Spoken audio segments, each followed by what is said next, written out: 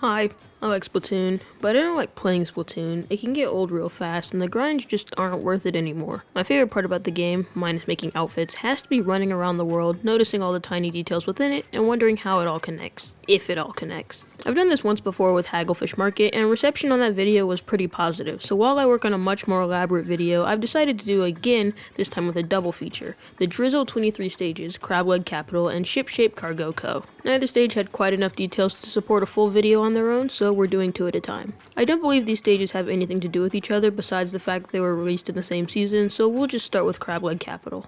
Crableg Capital is set atop a skyscraper under construction. Despite being under construction, Crableg is not immune to graffiti. Many decals decorate the floor, resembling fish or other characters. The "Hello, my name is" graffiti is also present. One of the decals is even trademarked, depicting what I think is an octopus character of some kind. Whatever it is, it has round human-like ears. Some graffiti placement looks more purposeful with the way it is placed, or having it lead to walkways, so perhaps it's more than just graffiti and is like a floor marker or something. There's also several sets of characters that aren't from any established Splatoon script and appear to resemble or mimic Japanese characters.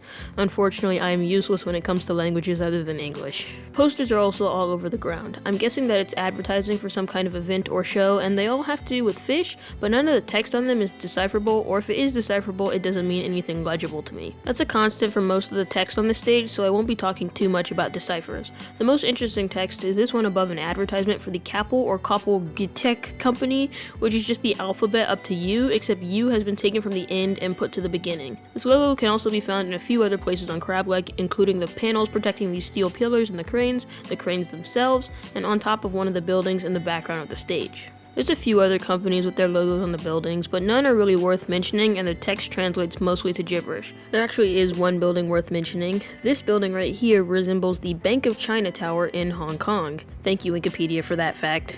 This green one looks kind of like Orca though from Return of the Mammalians. However, there is another company that's practically omnipresent on this stage and many other places in Splatoon, and that is the Safety First company. On Crableg, their logo is visible on the cranes and behind both spawns. According to Inkipedia, this set of characters in warning script mimics the Japanese phrase Anzen Daichi, which means safety first, so I'm going to call the company the Safety First company.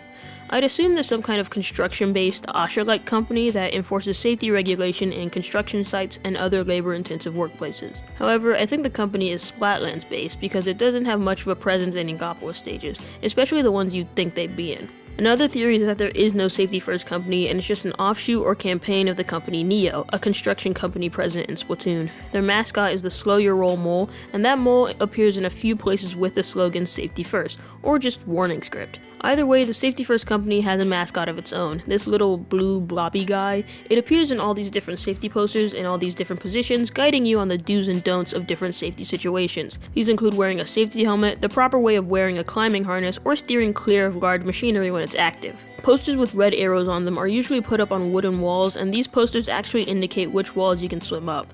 These posters are obviously helpful to the players, but could also be helpful to construction workers.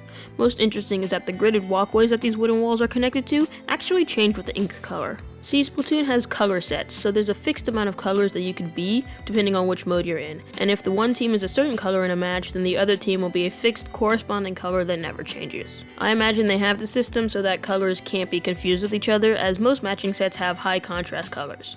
So in regular and anarchy battles, if the alpha team is this blue color, then the bravo team will always be this orange color. Inkipedia calls it yellow, and I think one of the editors is colorblind. Some color sets have similar colors, such as these two turquoises, but that's not an issue because these turquoises will never go against each other as they are in different sets. And these colors don't just have the two colors, there's also a third neutral color that is typically reserved for neutral things, such as bumpers, barriers, and a few heads-up display elements. But on Crableg Capital, this is also extended to the gridded walkways. This is one of the only stages this happens on. Plenty of other stages have gridded walkways, but the colors of those grids are locked, no matter the color set. Not even Mincemeat, a stage with a comparable amount of grids to Crableg, but those are always orange. Crableg's grids will always match the neutral color of the color set of the match, and I think that's neat. I don't think they use the neutral color in stages too much, and I think that they should. It will make the color schemes more fun. There is another stage that this happens on, but because I'm not telling you which stage, you can probably guess which stage it is. Since Crableg is a construction site, there will obviously be construction equipment on the site. The most obvious are the 2 cranes overhanging the stage. Other equipment includes 2 scissor lifts covered with plastic tarps, some manual forklifts, and an elevator that makes a noise when it goes up and down.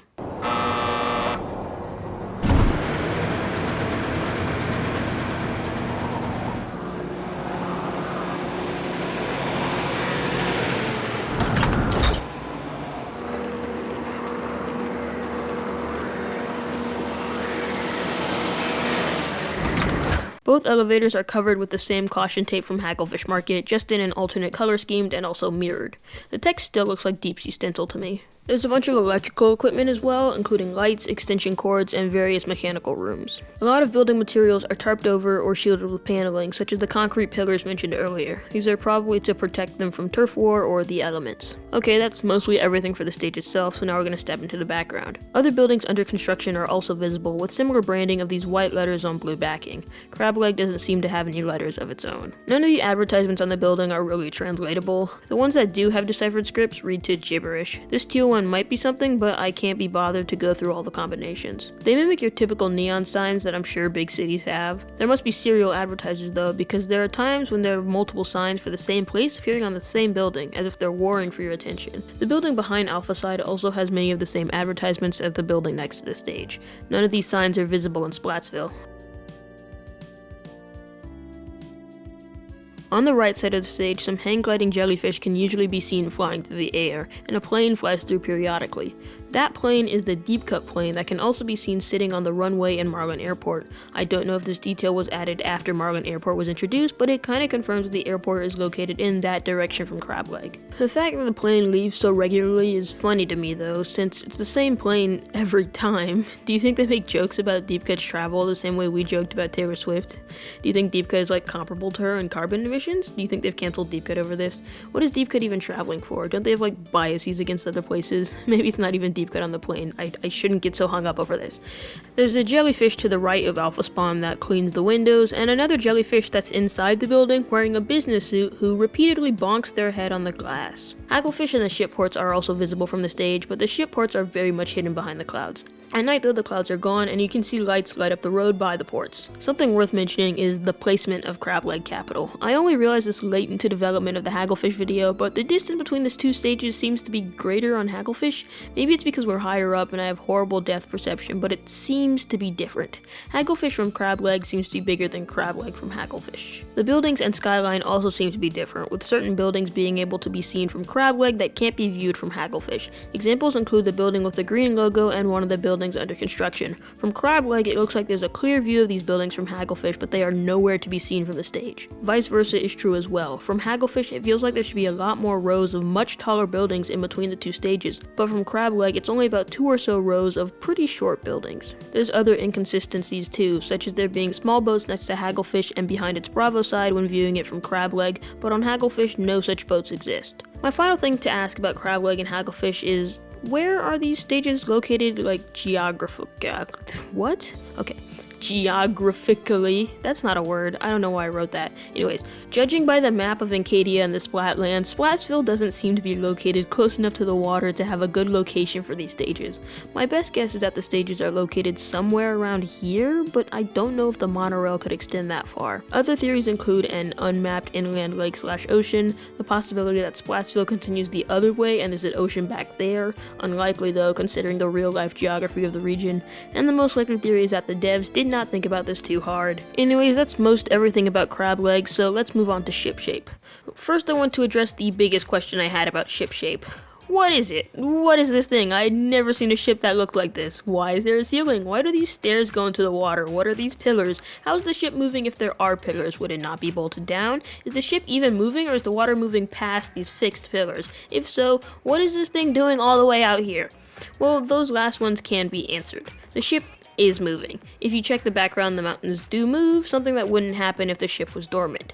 But if the ship is moving, what are these pillars doing? So I first went to the most obvious place to check for information, Shipshape's article on Inkipedia, and it gave me my answer outright. Shipshape Cargo Co. is set on a semi-submersible cargo ship. Cool. I didn't know what that was, so I looked it up. Semi-submersible cargo ships are actually really cool, and I'm going to explain them to you. Essentially, they are large, empty ships that are used to transport other ships. When loading, the deck of the ship is sunk beneath the water using ballast tanks, which is extra weight used to weigh down and balance a ship, and then the cargo is loaded onto the deck. Some of the ballast in the tanks is then released, and the deck rises to hold the cargo while staying partially submerged. These ships are used to transport oil drilling rigs, extremely large machinery, damaged warships, and other kinds of really heavy cargo. That's why there are stairs leading straight into the ocean, because they usually don't lead there while the ship isn't in action. But if this is what a semi-submersible looks like, what are the pillars and ceiling? Well, it's not a part of the ship, actually. It's an offshore platform of some kind, specifically a semi-submersible platform. Those kinds of platforms don't need to be tethered to any kind of surface and just kind of float there. Because of this, they can be used in all kinds of depths. Apparently, they are very stable and reliable, despite what one would initially think. These can also just be called oil platforms, and they're mainly used to drill oil from sites in the middle of the ocean. Anyways, semi-submersible platforms are what most semi-submersible cargoes are seen carrying, so that's why Shipshape is carrying one. What's interesting is that the oil platform's color scheme matches that of the ship. I assume this was a choice of the devs to make the stage as a whole more cohesive, but most oil platforms do not match the color of the ships they are being carried by. I'd also assume that the stage is either a part of the cargo or is on the deck itself. Okay, wait, this idea just came to me while recording, but like, what if we got like a stage in like Splatoon 4, if that game happens, and like the oil platform, like Shipshape is a part of the oil platform, and then like that stage becomes a different stage.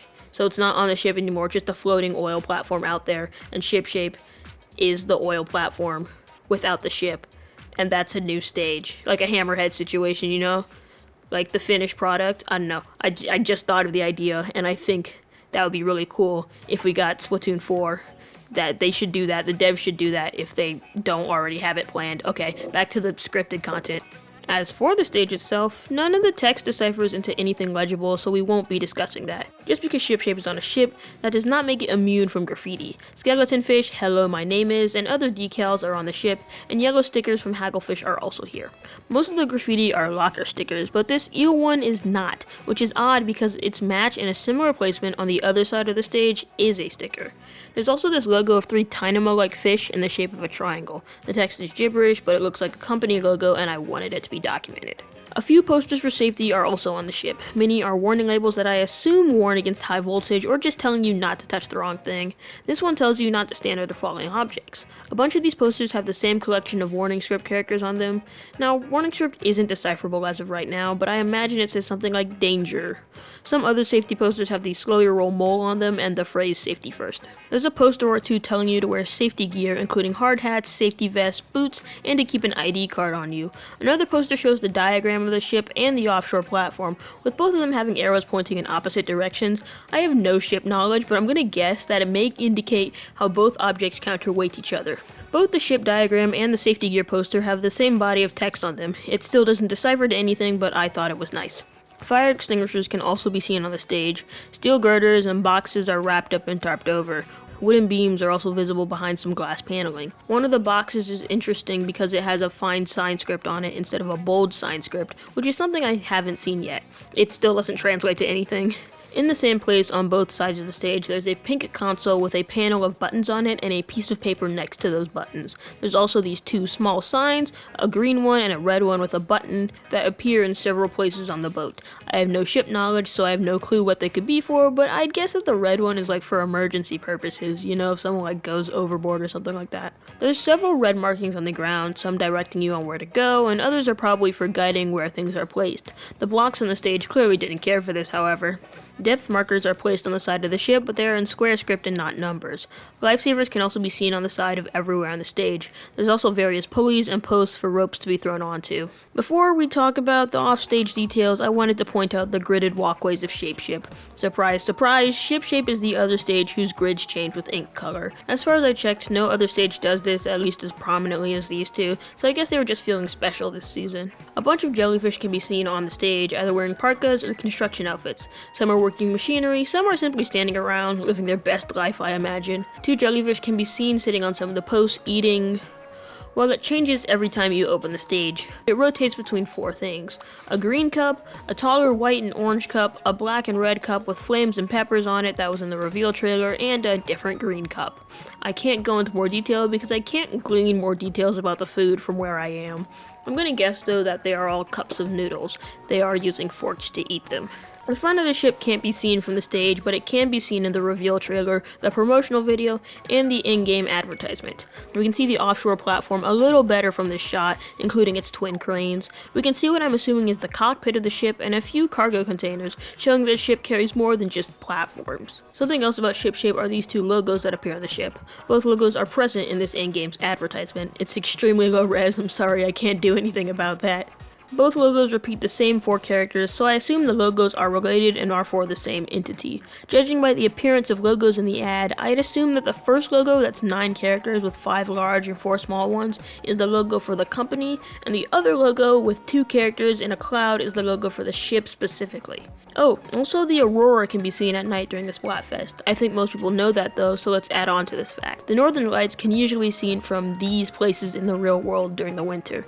The geography of the Splatoon world does look a little different from our geography right now, but it's basically the same. And I don't know exactly where Shipshape is. I'd imagine the coastline and mountains are all incredibly similar in this region of the world. I guess I could do a deep dive into it, but I already did one this video, and you only get one per video. My point is, these places are all very far from Japan, like really far from Japan, where Splatoon takes place. How does turfing out here work? Because in universe, they usually take trains to get to each stage, so like, do you have to schedule days in advance to get a match on Shipshape and then take, what, a week-long ferry just to turf out here? Or do they have to turf here, or do they like turf on their way out too? Or is it like a cruise? Do they have turf cruises? Is this the only Shipshape, or are there like multiple Shipshapes running a circuit? I have many more questions that they will probably never get answered. It's probably just like teleportation. Maybe just take like a really, really fast train. The devs probably didn't think too hard about it anyways. That's most of the tinier details of Crableg Capital and Shipshape Cargo Co. This was a fun one. I want to point out that Lemuria Hub was requested under the last video, and I would have done that stage, but then Raskaz went and made a video about Lemuria Hub, and it's way more detailed than anything I could ever do. I would have never made the connection to Kyoto Station, and I can't go to Japan anyways, so you should just go watch that video instead. Maybe I'll do another one of these though. I've had my eye on Humpback for a bit, but Mahi Mahi also looks like it'd be fun.